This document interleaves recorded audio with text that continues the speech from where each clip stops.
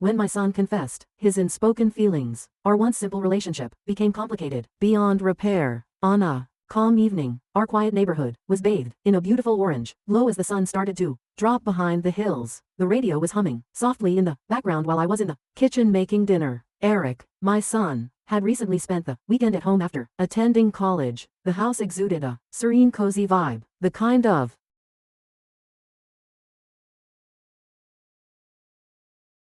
and asked me a ton of questions about life, and it seemed like it was only yesterday. At 21, he had changed from the young boy I had known to a strong, self-assured, and occasionally unwittingly aloof young man. As he grew older, our relationship had changed, and I was still getting used to it. I called him from the living room when dinner was ready. He glanced at me as we sat at the table, and I noted that it was different, intense, and caused me to halt. At first I dismissed it as a figment of my imagination. We discussed how much he missed home, his classes, and his friends. But something I couldn't quite describe was evoked in me by the way he spoke and the way his eyes stayed on mine longer than normal, as we used to do frequently before he departed for college. We made the decision to watch a movie together after supper. The soft cushions and low lighting made the living area feel cozier than normal, which was ideal for a peaceful evening in. I couldn't recall the last time we spent an evening together in such tranquility. I noticed how into himself as the film went on, and I found myself looking at him. He had grown into a man instead of the child I had reared. He moved closer to me, on the couch. Have a weird feeling of anxiety about the things that were going through my head. I initially believed it to be harmless, but then his hand touched mine.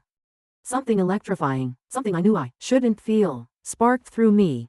Startled by the intensity of the moment, I swiftly withdrew my hand. "What's wrong, Mom?" he said, in a quiet, almost worried voice. Unsure of what to say, I stared at him with my heart pounding. I tried to brush the emotion aside and hoped he wouldn't notice our tension. "Nothing, sweetie, just tired, that's all," I said. However, I was aware that something had shifted at that very instant that we couldn't ignore. The distinction between mother and son had become hazy, and although neither of us had crossed it, there were many unsaid ideas in the air. The movie was playing in the background while we sat there in quiet, but neither of us was listening. I told him I had to get to bed early and got up, but as I was leaving, I couldn't get rid of the feeling that something had changed between us. That night, as I lay in bed, my thoughts were racing. I knew I couldn't allow this emotion to intensify. For the benefit of both of us, I had to stay away, but I secretly didn't know how.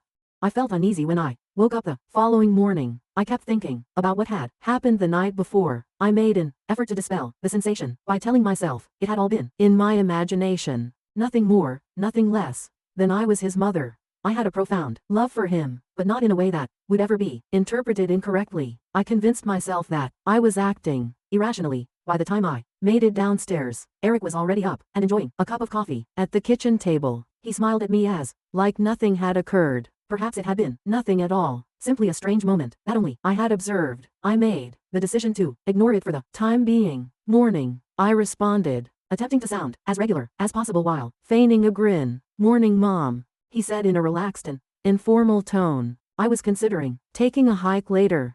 "Would you like to accompany me? A trek?" We hadn't done anything like that together in a very long time. After how I felt last night, I briefly considered whether I should spend more time alone with him. However, I later told myself that it was just mother and son hanging around. That was perfectly okay. "Sure," I replied. "It sounds nice." We traveled to a neighboring path later that afternoon, a location we had visited frequently when he was smaller. For that instant, the sky was a vivid blue, the air was clear, and everything seemed normal. We strolled alongside each other, discussing nothing specific, just our shared past experiences, his future ambitions, and the typical small talk. I started to giggle, felt more comfortable around him, and wondered if I had overreacted the previous evening. However, there were times when we stopped talking as we continued on the trail, leaving a lingering silence that felt heavier than it should have. At one point, Eric stopped walking and turned to face me when we came to a clearing with a stunning view of the valley below. He added, "You've always been there for me, Mom," in a quiet but earnest tone. "I don't know what I'd do without you." His tone was vulnerable, and there was something about the way he said it that surprised me and made my heart hurt. I tried to brighten the situation by smiling. "Well, you won't have to worry about that anytime soon." I laughed. "I'm not going anywhere." He was not amused. As an alternative, he moved closer and met my gaze. His words, "No, I mean it," went on. "You have never been just my mother. You've been something, and everything. I went cold. I wasn't prepared for the weight and significance of the words that hung in the air. There was something in his eyes that made my pulse race again, just like the previous evening, but I looked for any indication that he was merely being sentimental or that this was an innocent moment of adoration. Eric, I whispered in a voice that was hardly audible above a whisper. You know how much I love you, right? Of course, he said, taking another step toward her. I love you too, more than you realize. My heartbeat accelerated. This was not the proper way for a mother and son to look at one another or speak. My body felt immobile, even though my head begged me to take a step back and create distance between us. I said, I think we should head back, in a trembling voice. It's getting late, however. He stretched out and softly touched my hand before I could move away. Even though the touch was harmless, I couldn't help but feel sick to my stomach because of the way he held on, and the way his thumb softly touched my skin. Mom, he whispered quietly, with a tone that I couldn't quite put my finger on. I've been feeling something. Something I shouldn't be feeling, but I'm not sure how to put it. I believe you felt it as well. I was filled with panic. With my heart thumping in my chest, I withdrew my hand and stepped back. I said, Eric, stop. In a shaky voice, that's not what you mean. You're perplexed. His face was a mixture of hurt and bewilderment as he gazed at me. Mom, I'm not confused. I am aware of my feelings. No, I replied with a head shake. This is incorrect. My son is you. We are unable to. I was unable to continue the phrase because it felt too heavy and risky to say aloud. Eric inhaled deeply, emotion obscuring his features. I am aware. I can't help how I feel, even though I know it's wrong. Additionally, I don't believe you can. I fought to maintain my calm, as tears filled my eyes. This was not taking place. This cannot be taking place. Before things progressed further and we crossed a line, we would never be able to go back. I had to put an end to this. I broke my voice as I said, I'm your mother.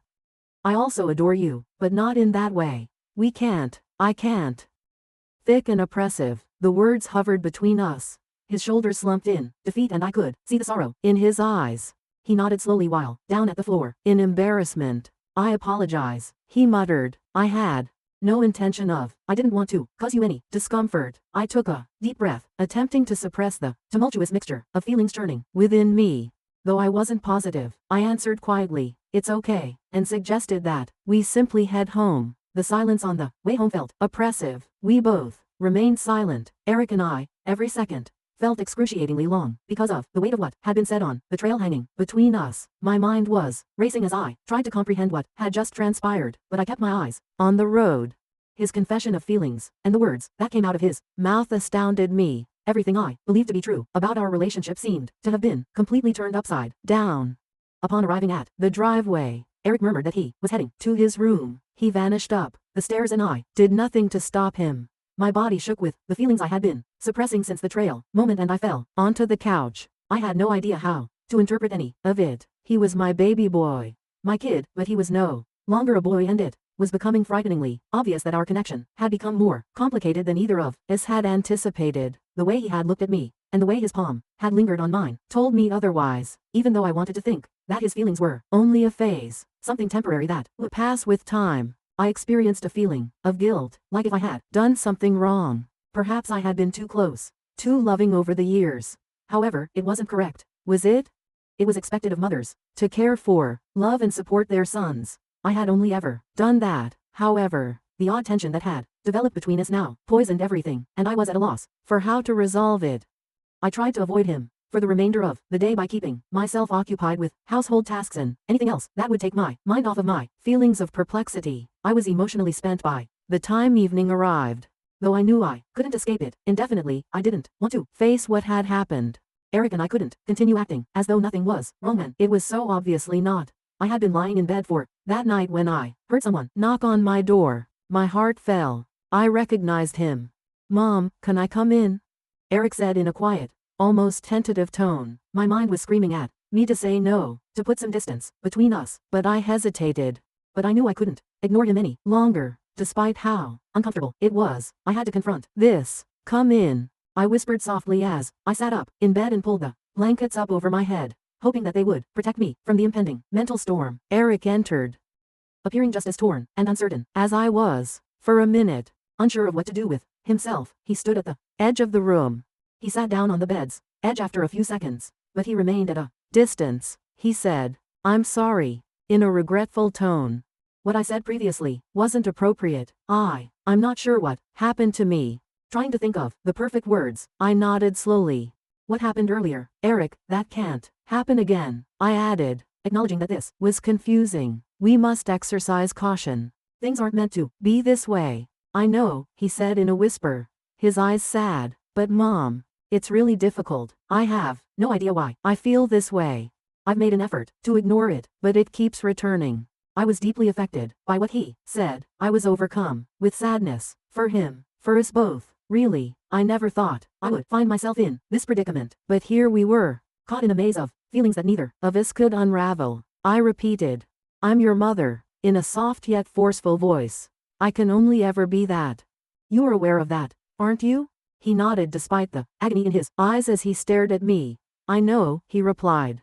I don't want to lose you. You're not going to lose me," I told him. "But we need to establish limits. Eric, this is risky territory." There was silence between us for a moment. Though there was still the tension from earlier in the day, there was also an implicit awareness that things couldn't go on as they were. Even though neither of us wanted to admit it completely, we both knew it. I gently said, "Perhaps it would be best if you return to school tomorrow. I think we both need some space to clear our heads." I could see the sadness in Eric's eyes, yet he nodded slowly. "Yeah," he muttered. "Maybe you're right." The air between us was heavy with unresolved emotions as I watched him pack his belongings the following morning. I wanted to give him a hug and reassure him that everything would be all right, but after everything that had transpired, I just couldn't bring myself to do it. The house felt more empty than it had in years when he eventually left. I tried to take it all in as I sat on the couch and gazed out the window. It wasn't any easier, even though I knew that setting some distance between us was the best decision for both of us. A mother and son's connection should be straightforward and unadulterated, but ours had devolved into something much more complex that neither of us could manage. I made an effort to get back into my routine as the days went by, but it wasn't the same without Eric. The home felt too quiet, and I was thinking about him more than I should have. I hoped that the distance would be beneficial and that it would allow us both the time we needed to work through our emotions. However, I knew in my heart that things would never return to how they were. We couldn't reverse the change that had occurred between us, and I wasn't sure what was ahead for us.